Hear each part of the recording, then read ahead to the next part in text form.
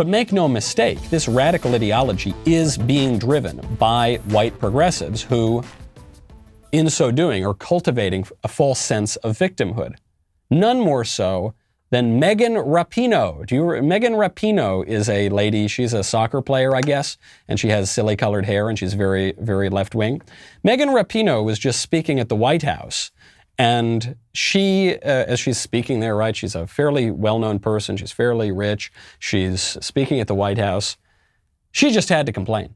I'm a member of the LGBTQ community with pink hair, and where I come from, I could have only dreamed that I would be standing in the position I am today at the White House. Excuse me? Hold on. She just said, hi, I'm a lesbian and I've got silly colored hair and I'm a liberal activist. Not totally surprising. And I could have only dreamed that I'd be here. What are you talking about? The dominant regime is explicitly telling us women are better than men. The president said women are better than men.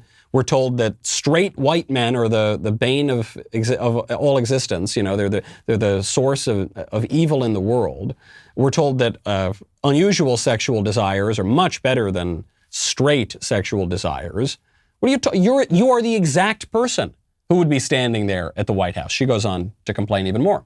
I'm also a professional athlete, and I've helped, along with all of my teammates virtually here today, one teammate literally here today, win 4 World Cup championships and 4 Olympic gold medals for the United States.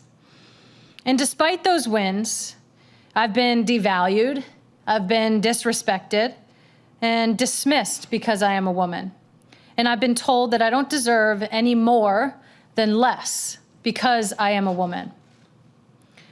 You see, despite all the wins, I'm still paid less than men who do the same job that I do. For each trophy, of which there are many, and for each win, for each tie, and for each time that we play, it's less. And I know there are millions of people who are marginalized by gender in the world and experience the same thing in their jobs. And I know that there are people who experience even more, where the layers of discrimination continue to stack against them.